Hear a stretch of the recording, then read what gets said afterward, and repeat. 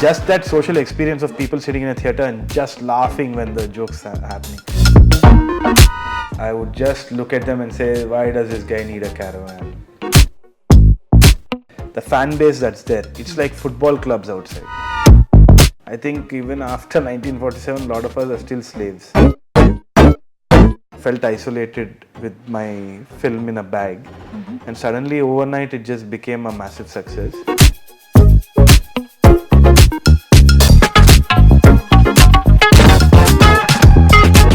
Hello Tharun. Hello ma'am. It's always a pleasure to talk to you, and I'm glad we could meet in between the work that you've been doing for your new film Keedaa Cola. Yes ma'am. Because when I sounded out about the series, right, and you were willing to accommodate it, this series I don't think will be complete without you. So right. Thank you so much. Thanks for making the time for this. Thank you so much. I remember first interview after Pelli Choopulu. One of the first few interviews was Hindu, me and Ritu. Yeah.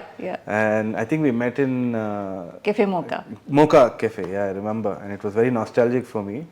So it's always a good feeling to actually sit and talk to you. So. All right.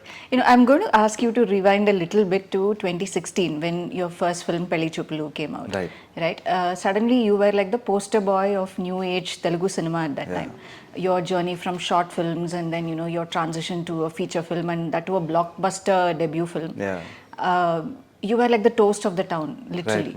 Right. Looking back at that phase, what were the dreams with which you entered the industry? In fact, I had no big dreams, which is what is scary, because I had no dream project or a dream actor that I wanted to work with, nothing like that, no goals. In fact, I just wanted to make a film, and at the time that I was shooting Pelli Choopulu also, it was barely survival. My father passed away, there were lots of black and white drama happening in the house. Financially also there was a lot of instability. So I just wanted to get through, push one film out and do something. And at the end of it, I remember that, it was a roller coaster of emotions. It wasn't just you put the film out there, it's successful. For me, it was a great downer, and I had hit rock bottom. So I remember that just before I could understand that this film is successful, I had received so much of rejection from the industry that this film isn't good, that I actually thought, because these were people I actually respected and looked up to, and I believed their word. And then I realized that everybody is uncertain about the way they look at a film and all that, and I believed that Pelli Choopulu was a disaster, and I had to work better and do something better, and this is not the final film output that I get. But it became a big success, and I didn't know how to take that success, because I just felt isolated with my film in a bag, and suddenly overnight it just became a massive success. So I really didn't take it all in at that time. In fact, I was having anxiety and panic attacks, and I was discussing how to get over it and all that. Way too many things were happening. So it took a while for me to actually calm down. In fact, all the appreciation that I was getting, what do you call that? I think there was something called imposter syndrome. So I just didn't believe that I deserved it, or I got it, or I had to pinch myself several times to see that actually the film was making impact. And whoever came to me, I just thought that they were being nice or encouraging. But I just didn't have enough confidence in me to accept all the praise. In fact, I was getting scared, because this is something of a responsibility. It's a new burden. And suddenly this new age cinema flag that I'm bearing this torch for, I wasn't prepared for it. I didn't have a plan to take it forward. Or now that I have, so every time I think people are inspired by you or whatever you do, or you become a role model of sorts, it's a huge responsibility and a huge weight on my shoulder. I am a happy-go-lucky guy, just thinking of some random ideas, and I just want to do it like that. A lot of people are very calculative, so I'm not like that. So it was scary for me, to be very honest. This side of the story is very, not really known, because speaking from my point of view, we came to know about Pelli Choopulu even before its release, because there were some private screenings, and the word of mouth publicity was building up for it. So we were all really looking forward to it, and much before the film's release, there was some anticipation, right? Yeah, Yeah, makes sense. Right. I think those screenings actually worked then. Yeah. But a lot of people kept mocking me then also. I remember they said if you start showing the film for free to everyone, who will watch it in the theatre? So that credit definitely goes to the mastermind of Suresh sir. He was insistent that we screen it. At one point of time, I just thought maybe he's not doing the right thing, or maybe this is just going to worsen the things. But I just didn't have it in me to say no to anything, because I already thought the film was a dud by then. So I thought nobody's going to like it anyway. So let him do whatever he wants to. It's like putting a flower garland to a dead body. Oh. But the way all of us took to the film was like, it was like just a voluntary reaction, and very organically it grew. The way common people embraced that film. Yeah. And just before the release of Ee Nagaraniki Emaindi, your second film, I remember you telling me that, it was almost like the success of Pelli Choopulu and the tag of Pelli Choopulu, director, you felt it was like weighing you down, and it was almost laughing at you, right? Yeah, I think it was, I personally felt that it was overrated, as in terms of how it was blown out of proportions. But probably we needed a film like that at that point of time. But it wasn't my conscious effort. I was trying to have fun. I wanted to make a nice little rom-com that I enjoyed. If you just watch all these Judd Apatow films, or these really nicely designed rom-coms in Hollywood, that's the kind of cinema that I wanted to make, and I was trying to be as honest to that thing. But it wasn't, I didn't know how I designed it to be path-breaking and new age and all that. That wasn't the thing. Okay. Definitely we coined the term new age there in the trailer and all that as a marketing thing. But did I really think that this would define that new age rom-com thing? No, quite honestly. Because I thought even Srinivas Avasarala sir came up with some really interesting films at that time. Oohalu Gusagusalade. Yeah, and I think even Shanam was path-breaking at that point of time. Same year. Yeah, so same year. So I thought, okay, just that I couldn't accept it. Now people were coming and looking up to me, also because inside the industry this talk was going on that the film was made in under 60 lakhs. It was made in 63 lakhs and it collected this much. Then I realized the fascination is about the numbers here. And suddenly there's newfound respect that if we give this fellow another 2 crores, he will make 2 into 40, 80. No, that's not how it works. Okay. I knew that. And I knew that the entire business of how they are actually looking at Pelli Choopulu and how they are giving me that respect, that this guy is a golden duck, he can, turn things into this much. I knew that was a facade. I mean, that was false. So that's why I was worried. And I really wanted to kind of take a blow at the entire thing, because I wanted to kind of, I was secretly hoping to fail. So that this goes off and I can again get that freedom to actually make what I want to make. Okay. I think it's weird and twisted in a way, but that's the way I work. So I really wanted to do something, I wanted to be honest, try and do a buddy comedy because I wanted to tell that story, quite honestly. Because I reverse engineered my process for Pelli Choopulu, and I thought that it came from a place of honesty, this desire to actually make a film just for the sake of making it, because I wanted to say something, and I was searching for that voice, and I thought I wanted to make a film about friendship, and I did it. And I knew it wasn't going to do the same numbers at Pelli Choopulu right from day one. When I discussed it with Suresh sir also, he told me the same thing. But I was clear, it's okay, let me shake off that tag and start afresh. Okay. And then this became bigger, I don't know. Okay. I also at that point, quite a few AList stars showed interest in working with you. Yeah. And there were producers willing to back up such projects and all that. You went and met them, you spoke to them, but then after a while you took a step back and then you said, unless you have a story that really warrants a star, you don't want to get caught up in that kind of project making just because there is a star and there's a producer to do that, isn't it? Not many would have resisted these opportunities at that time. So what gave you that kind of conviction to say, no, this is what I want to do and this doesn't fit in at this point? The main thing is I've seen people in my family and a lot of other people as well, take a loan and put everything at stake, even their self-respect, their freedom. I have grown up in the belief, I mean my parents also, although they couldn't give me the usual properties, this thing, that thing, whatever, they gave me a sense of freedom. They never actually restricted my growth in terms of thought process or education. Whatever I wanted, I had. And I was conscious enough to know that the moment you actually take money from someone saying that, I'll do this, I'll do that, it's landed badly, I mean, for a lot of people that I've seen.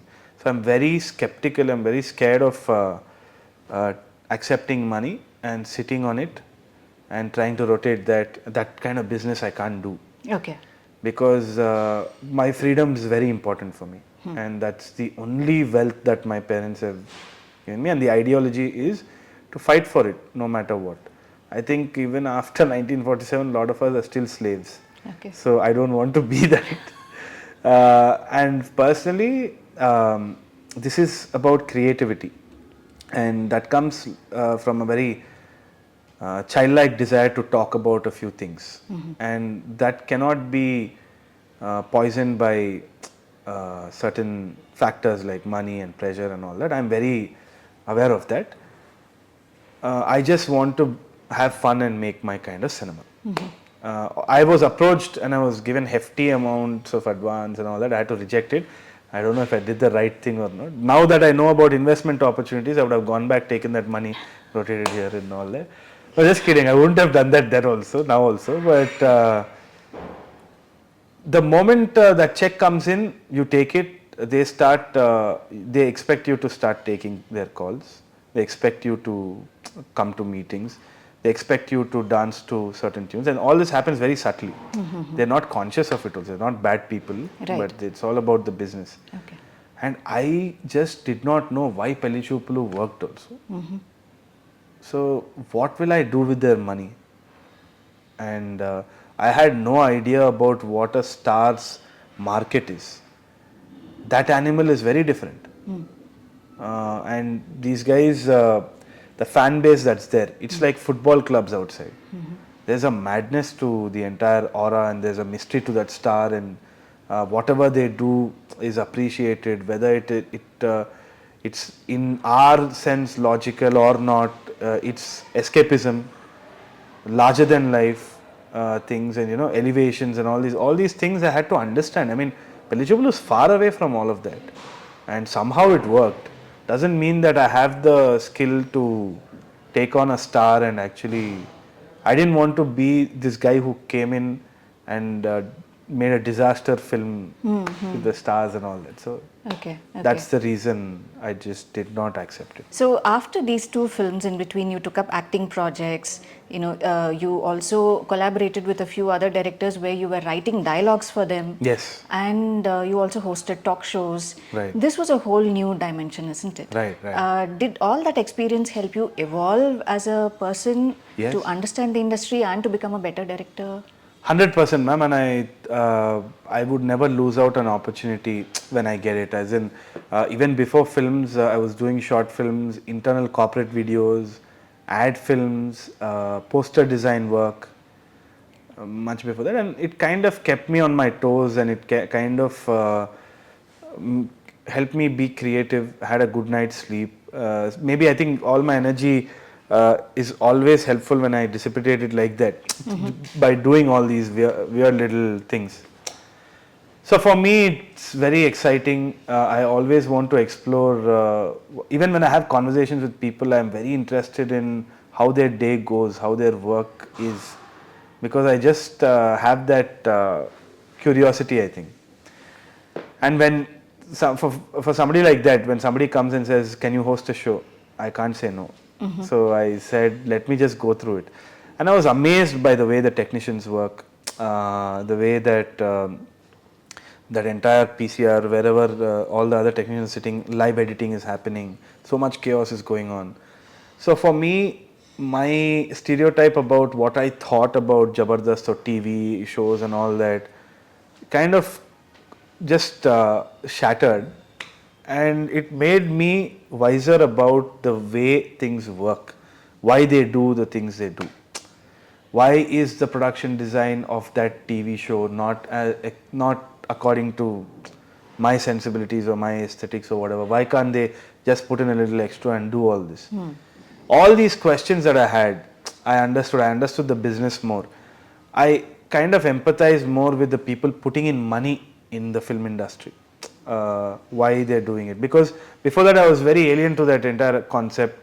I just say why don't people just make films like this, films like that. So all these things shattered and became wiser. And when first thing when I had to work with other directors, it was just the compassion and the admiration I had for those people, because I really loved their work and I couldn't say no to whatever. Because I wasn't conscious about my career graph, this is what's happening. I was like happy-go-lucky, just doing it. Now I am. Now I'm really very conscious about what I'm doing. But I had that acting bug in me from a long time. Apparently as a kid also, there was some stage play I did. I don't even remember that. But it was there from a long time.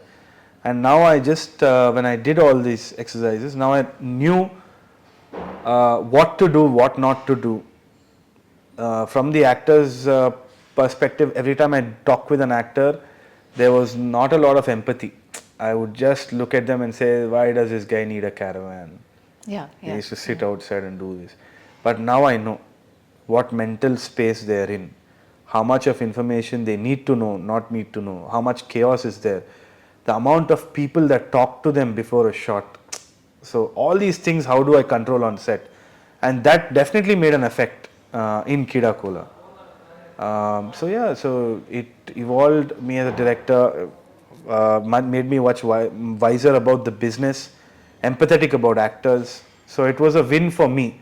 It's making me more profound as a filmmaker, is what I personally feel. Hopefully there's a long time to see that change through my cinema. So. Also, this taking up different acting projects has made you like a very familiar name with people, almost like a household name, right? Does that also help when, say, Keedaa Cola will come out? Ultimately, of course, people are going to watch the film only if they like the story and everything. But in the initial stage, to tell people that, okay, Tharun Bhascker is coming out with a film, will that help? Yes, definitely it helps. And that was also a very conscious effort, because initially I was told, who will know you? You're always behind the camera. Now that you cast, again you will cast new people. Nobody will care about you. All these, there are always these condescending remarks from the industry that we get also again. So he was right, whoever told me that, he was right. And I really thought about it, because I consciously went and sat to be a judge in Jabardast.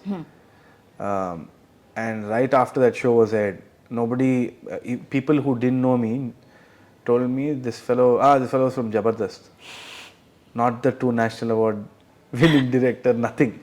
So then I realized, okay, what's more important? So I think it's very important to be in front of the camera and probably be known to people, and that worked.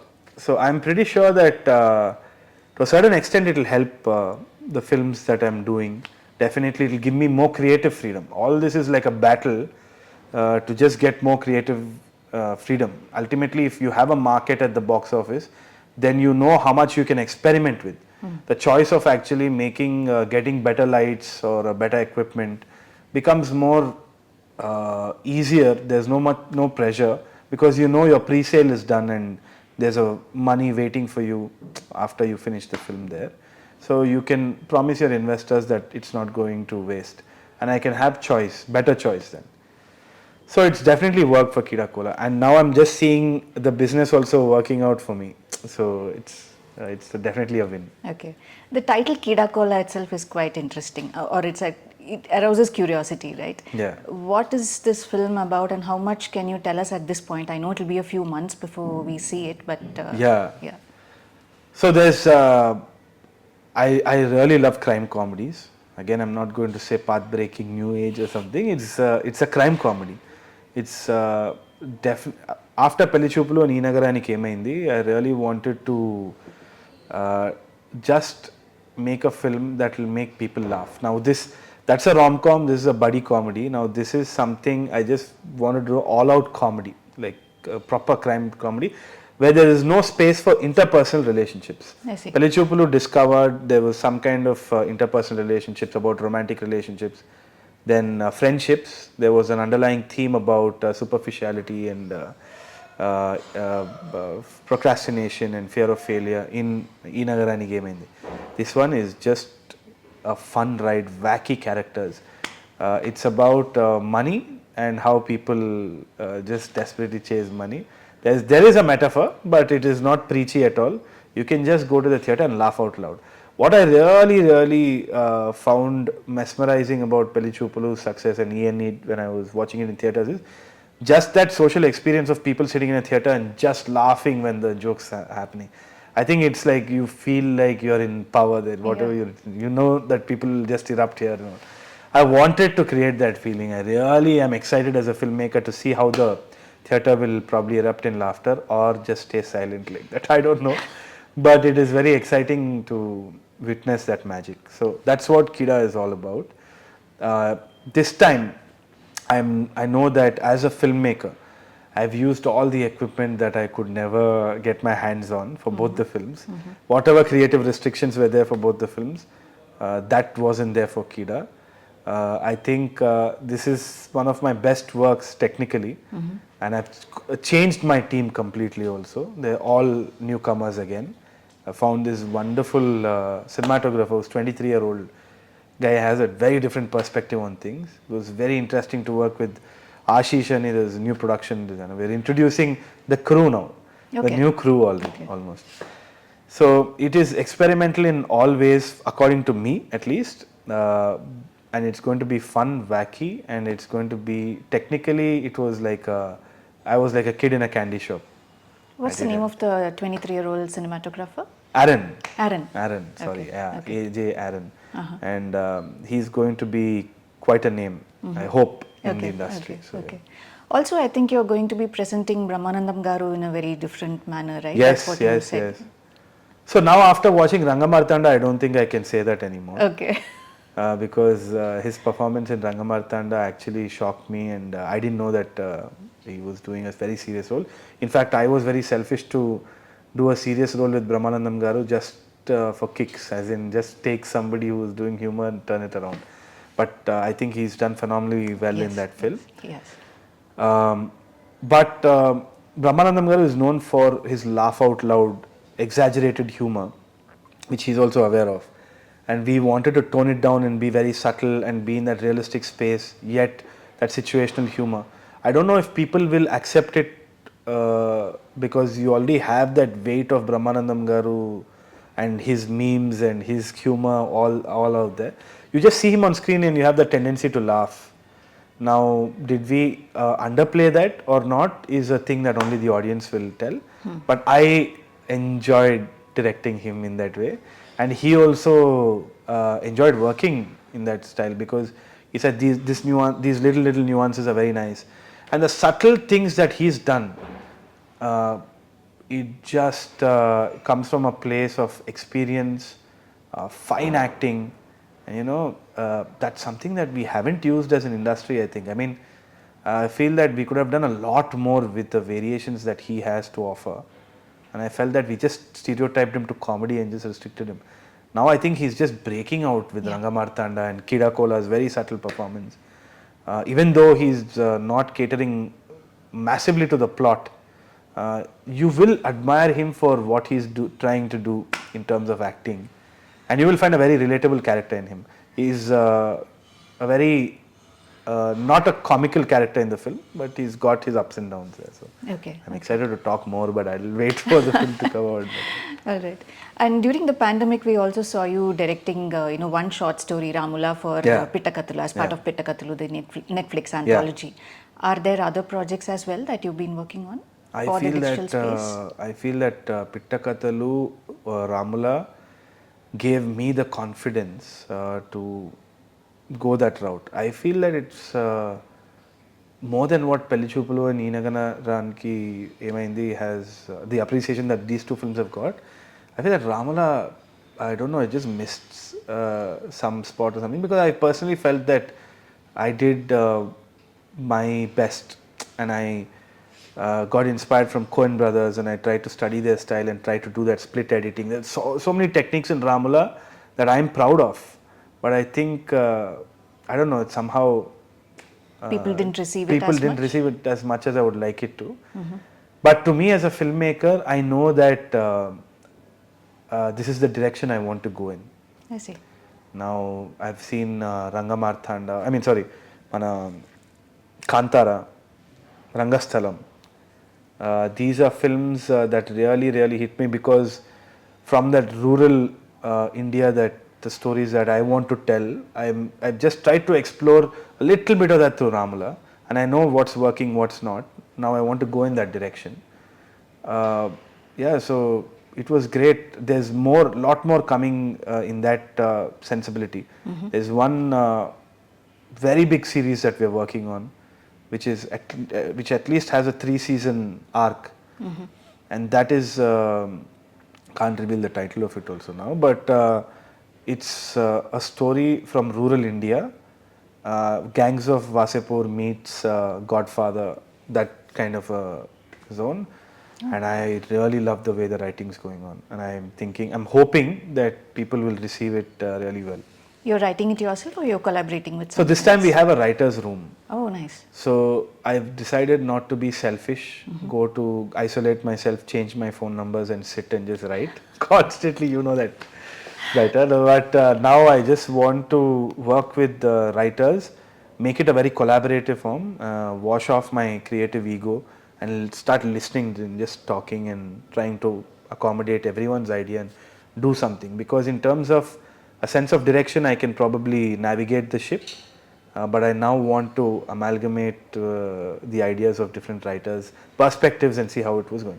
Now that's a massively difficult thing to do, because even in LA, even in big Hollywood studios, Warner Brothers, Fox, whatever, they've had difficult things to work with when they were setting up a writer's room, because some people are very introverted, they can't work in groups, they work best when they're away from a thing, and you're working with different creative people, getting them together, creating structure out of chaos is art.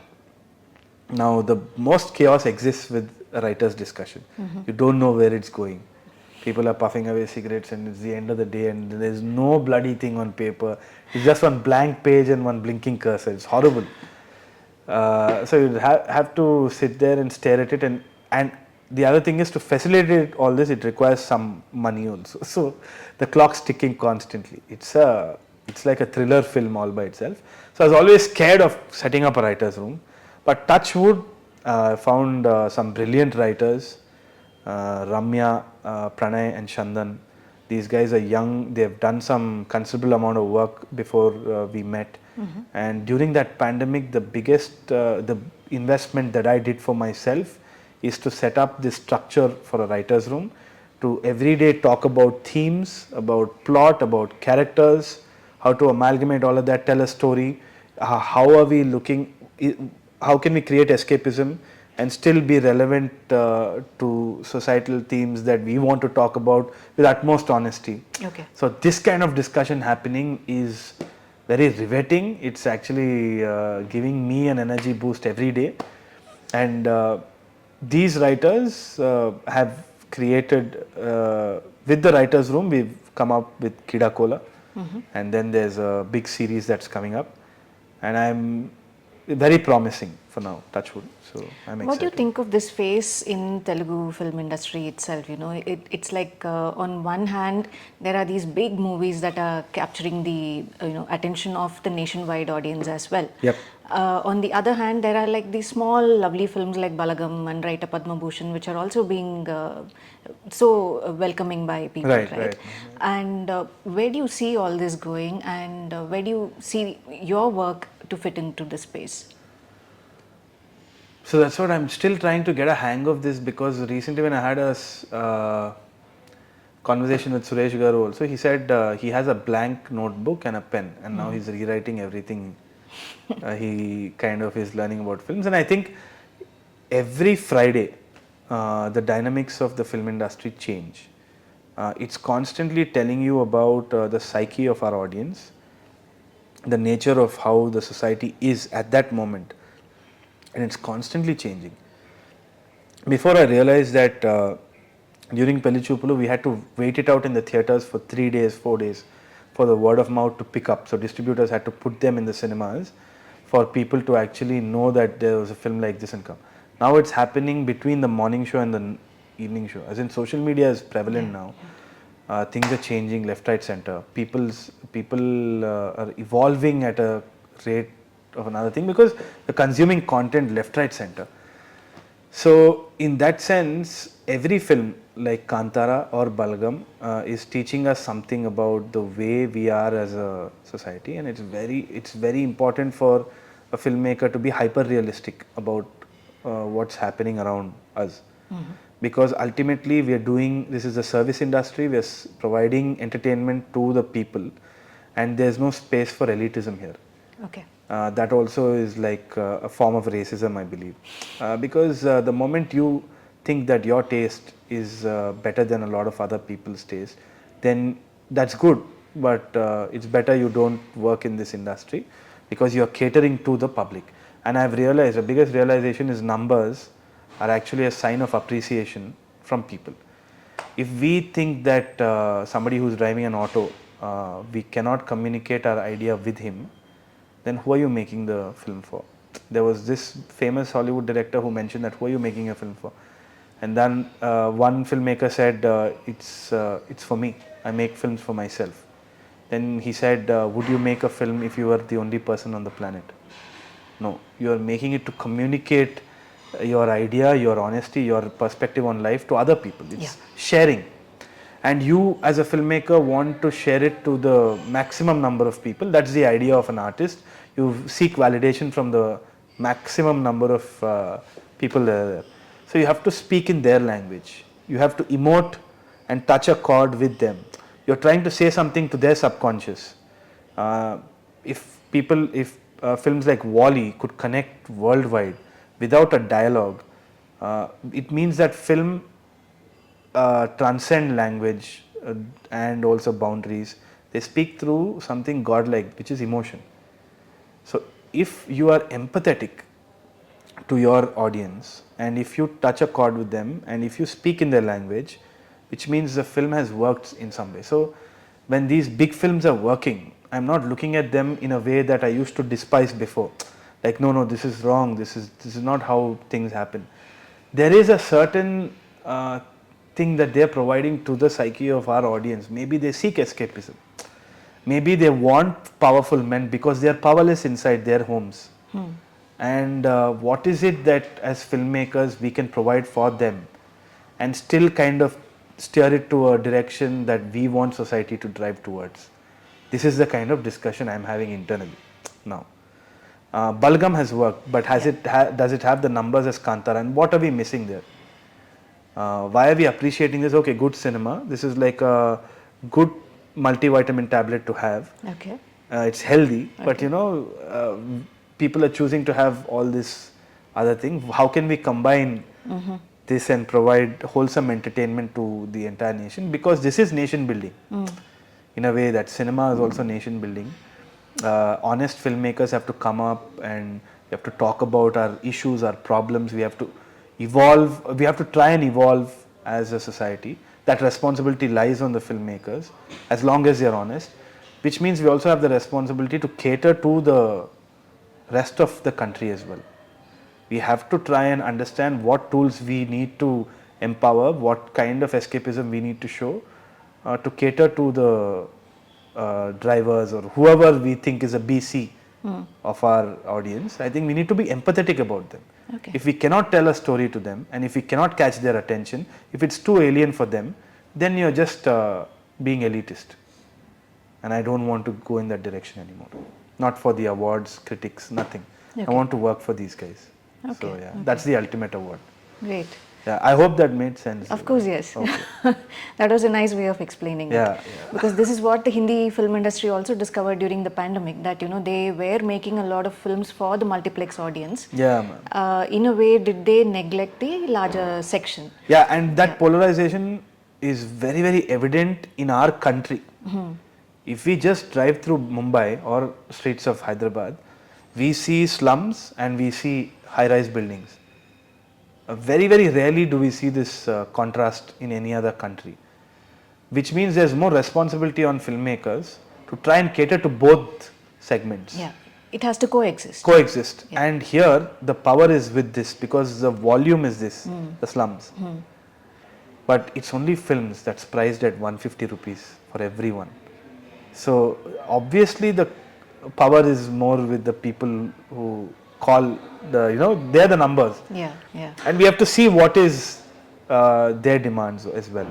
We need to have different kinds of cinema, but I am going in a route that I can try and balance both, which is a big responsibility. But Okay. That's going to be interesting because, since you spoke about what is going to be your approach, now I think the way we look at Keedaa Cola will also change then. Yeah. Keedaa Cola didn't have that burden. I wanted to make people laugh. It actually meets that meter, I guess. Yeah. Okay. It has the sensibilities for an audience that enjoys technicalities of cinema as well as pure entertainment. So, Looking forward to watching that film whenever it's going to be out. Thank you, ma'am. Thanks, Tharun. Thanks for joining me. Thank you so much. It was wonderful.